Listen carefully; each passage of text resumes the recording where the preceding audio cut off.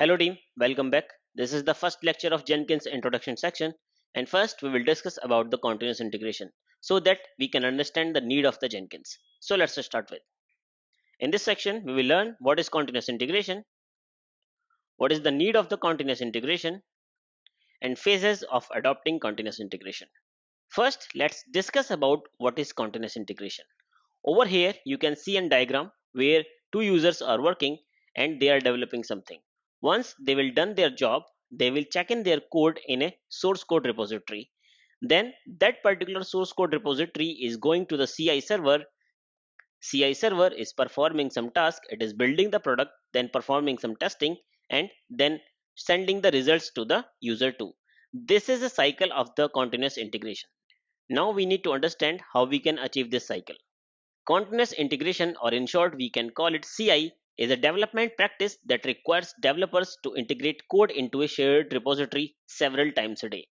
The developers which are working in your organization, and if they are working on any application, they will be allowed to check in their development code several times a day. After multiple changes, they will be allowed to check in their code in a central repository which is called source code repository. Each check-in then will be verified by an automated build, allow them to detect the problems early. It means once the developer will check in their code, a build should execute on that particular code, and that will perform some test and inform the developer if that code has some problem or if the code is good, right? How this will help? This will help us to detect the problem in early phases. When developer is doing something and he is checking the code, and after that check-in a build is executing, and if build got failed, then developer can easily identify that where should be the problem, because a small piece of code is introduced in the code repository and that code is creating the problem. So definitely the problem is in that particular snippet of code, so that developer can easily detect the problem and resolve it. If build is not green, it means the automated build is not green, then system notify developer immediately. By this, developer can detect the errors quickly and locate them more easily. We have discussed it. So in the CI process, or you can say the continuous integration process, developers are doing the development job and they will check in the code in the source code repository. After the check-in, the build will be triggered that will build your project and execute some unit test to verify that particular check-in, right? If the build is green, it means there is no compilation error. Also, the small set of tests will be successful. Then build will be green. Otherwise, build will be red. It will be failed, and it will notify the developer that your check-in is creating the problem. Here we may have the different views. When we are saying that the build will be triggered after each check-in, it may possible that if you are working in a big organization, then it is not possible to trigger the build after each check-in. In that particular case, you can schedule the build after some particular time, right? Like the build will execute itself after each 4 hours. So if the problem is identified in the code, then all the developers who has done the commit in these 4 hours, they will be responsible to find out that particular problem and resolve the problem in the code. This is called CI, or this is the basic picture of the continuous integration, or the CI. Now let's discuss why do we need continuous integration, or CI. With the help of the CI, we definitely have less backtracking to discover where the things went wrong, because we are executing the build in a very short period of time, after 2 hours, after 4 hours, or after each commit. So it means if the problem is introduced, then we know very well that the problem is basically in the commits which is being done in last 2 hours. So we can backtrack the issue more easily. Continuous integration is cheap. What does it mean? It means if you don't follow a continuous integration approach, and you will have longer period between the integration, right? This makes it exponential and more difficult to find and fix the problems. We can understand this particular thing with a short example. Suppose you are not following the continuous integration and you have 5 development teams who are working on their own development component.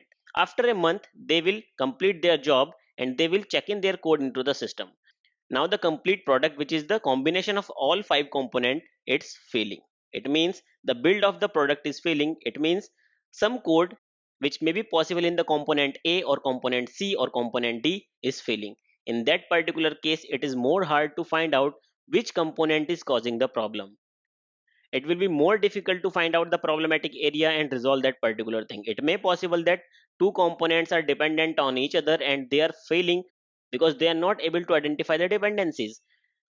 This will create a greater risk, and this is also a time taking and money consuming approach. That's why we said that continuous integration is cheap.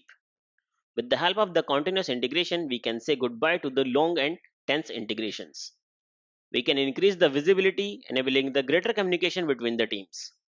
We can catch the issues in very early state if we are following the continuous integration. If we are following the continuous integration, then we need to spend less time debugging and more time adding the features. So basically, with the help of the continuous integration, we are taking the less time to backtrack the issue and resolve the issue. Then we can use that particular time to make the code more efficient or adding the new features in the application. Developers don't need to wait for long to find out whether the developer's code is working or not, right? With the help of the continuous integration, developer will check in the code and that code will be built inside the application in very few hours, so that developer will test their code with the whole application, reduce the integration problems, and allow the developers or the engineers to deliver the software more rapidly. Now let's discuss about the stage of adopting the continuous integration. So first, continuous integration is not a single step which you can take to build your application, right? Basically, it's a process which will be adopted by the organization, right? And to achieve the continuous integration, we have to do the multiple things. First, let's discuss about the practices which we need to do to adopt the continuous integration. So continuous integration is backed by several important principles and practices. Let's discuss about the practices which is the part of the continuous integration. We need to maintain a single source code repository. It means if we are working on application, then that application don't have the multiple source code repository. That application will have the only single source code repository. We need to automate the build process. When we are talking the automated build process, it means we need to develop some process which will build my product and execute some test on my product. Make your build self-testing. It means once the product will be built, some test will automatically execute on that particular build to verify the build, and result will be automatically delivered to the stakeholders. Make it easy for anyone to get the latest executable version, right? Anyone in the development can get the latest executable version, which is the executable build. Everyone can see what's happening. It means all of the stakeholders in the organization which are concerned to the build, they can see what is happening inside the build, what is the problem inside the build, what test cases are failing inside the build, and if there is any compilation or code dependency issue, then what is that particular issue which is breaking the build. And last is automated deployment, right? We will discuss about the automated deployment in the last of this particular lecture. So these are the practices which we need to follow if we are adopting the continuous integration in the organization. Let's discuss how we can do it. So we need to follow the below mentioned points to adopt the continuous integration. Developers will check out the code into their own workspace. Developer will create their own workspace and they will check out the code in their own workspace. When the development work is done, commit the changes to the central repository. If you are working a developer in the organization and you are developing something, then once your work is done or every day, you need to commit the stable changes in the central repository. We need to set up an CI server, and that CI server monitor the repository and check out the changes when they occur. It means when the developer is committing the changes, we need to put a monitoring system on the CI server that will check out these changes when they are occurring. After the changes, CI server builds the system and run the unit and integration test on that latest code. After the build is successful, CI server will release the deployable artifact for the testing team. And along with the build, CI server assign the build label or the build number to the executable code. CI server informs the team if the build is successful, and if the build is broken, then CI server also notify the developers or the team that build is failing. And if the build is failing, then team will fix the issue as the earliest possible. So these are the things which we need to do if we want to achieve the continuous integration in the organization. Over here we are using a particular term, CI server, right? What is this particular CI server? Jenkins will be the CI server to perform all these tasks. That's why we are learning about the Jenkins. This particular CI server, the term we are using, the CI server will be the Jenkins server, right? So as a practice, developer will check out the code. That code will be commit inside the central repository. Jenkins server will monitor the latest commit in the central repository. As per the schedule, Jenkins server will trigger a build that will build your product and execute some unit test and integration test on that particular build. Once the unit test and the integration test will be successful, it means there is no error in the build. It will release the build to the testing team. Also notify the stakeholders the build is successful. If the unit test and integration test are failing, it means the build is failing. Then it will also notify the stakeholders and the developers who have done the latest check-in to the repository that particular build is failing and with the reasons, so that the developer can identify the reason and resolve that particular as soon as possible. So these are the things which you need to do if you want to achieve the continuous integration in your organization. Continuous integration also have some team responsibility. The teams which are working in the organization, they need to follow these practices. Check in frequently. It means as soon the code is ready to ship, it should be checked in the centralized repository.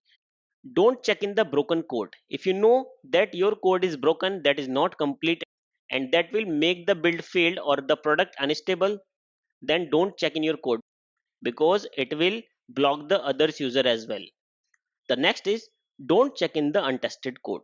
It means you need to execute some basic test or the unit test on your code before checking that code into the centralized repository. And don't check in when the build is broken. So if the build is already read, that build is already broken, then you should avoid to check in the new code inside the broken build, because that may create the another issue, like the root cause is resolved but the build is still broken because there is bug in your code. So these are the practices which the development team also need to follow when they are working in the continuous integration model. So in a one word, we can say the continuous integration is a practice of merging the stable development work with the main branch constantly, right? There's a one more term which comes in a picture, which is called continuous delivery. What is continuous delivery? Continual delivery of code to an environment once the code is ready to ship. So continuous delivery means when the code is ready to ship, that should be delivered to the environment. The environment could be the QA environment, it could be the performance environment, or it could be the production environment, right? As I mentioned that the environment could be the staging or the production. First product is delivered to the QA and review before shipping to the customer and the production. This is called continuous delivery. As soon as the code is ready, that should be delivered to the next stage. So after development, the testing stage will become, after testing the performance stage will become, and after the performance there should be UAT, and after the UAT there should be the system testing, and after the system testing there should be the production. Now there's a one more term which I need to discuss, which is the continuous deployment. Continuous deployment means deploy your product into the production. This is the essential practice of releasing every good build to the users. So as soon as the product is ready for the production, it should be deployed in the production.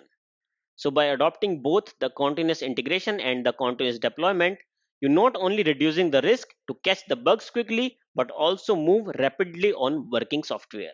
Yes, that is definitely 100% true statements, that by adopting the continuous integration and continuous deployment, you are not just avoiding and finding out the potential bugs in your system, but you are also making the software release very frequent, right? In some organization the software release is weekly, in some organization this is bi-weekly, in some organization it is monthly.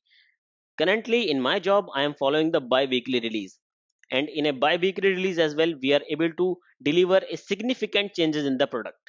So that's the benefit of the continuous integration and continuous deployment. So thank you team, thanks for your time.